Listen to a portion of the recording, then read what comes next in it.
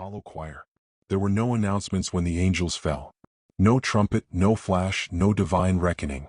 They simply appeared, naked, bloodless, eyeless, scattered across the northern hemisphere like the dead leaves of a ruined Eden. They landed without impact, lying in perfect anatomical repose as if placed there by unseen hands. Their wings, torn and stiff like calcified bark, stretched far too wide for their delicate forms, and their bodies radiated a heat that never cooled, even in the deepest snows of Siberia. The first was found by an oil crew in Norway. They thought it a human at first until they noticed the feathers, charcoal black encrusted with iridescent resin, and the gaping sockets where eyes should have been. Then they saw the runes etched along the limbs, shifting like worms beneath translucent skin. By the time the authorities arrived, the creature had dissolved into a pool of silver mucus, which hissed when touched. 2 crew members were never found. The others went mad within weeks.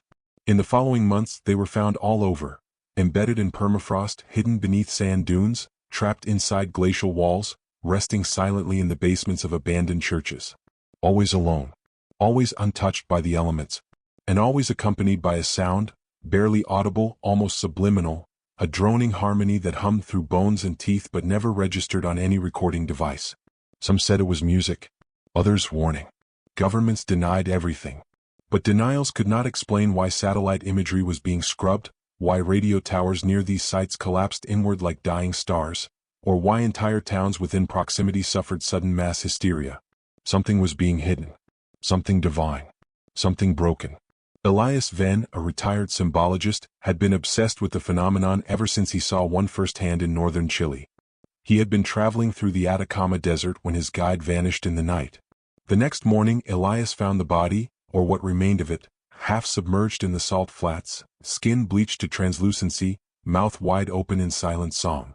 40 meters away, a figure lay prone beneath the sun, feathers curling like burnt paper, arms crossed over a chest that no longer breathed. Elias never spoke of what he saw in its open palm, a small obsidian cube etched with a symbol that shifted every time he blinked. He took it. He never told anyone. Years passed. The angels kept falling. Elias began to notice a pattern, not in where they landed but in when.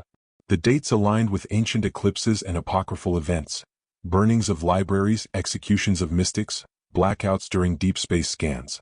He mapped the data and it formed a lattice, an invisible net cast across the earth.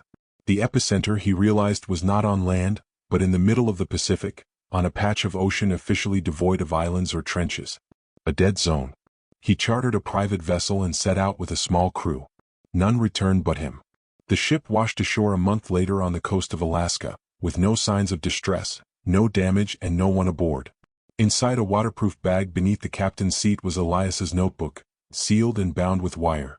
The pages inside were illegible, soaked in salt and ink, but near the end one phrase was still visible, scratched into the parchment with something sharp. The choir is not singing. They are waiting. After that, sightings grew stranger. People claimed to see angels walking, not falling, moving through ruins, standing at the edges of forests during storms, their eyeless faces turned to the sky as if listening. Entire flocks of birds would drop dead in midair.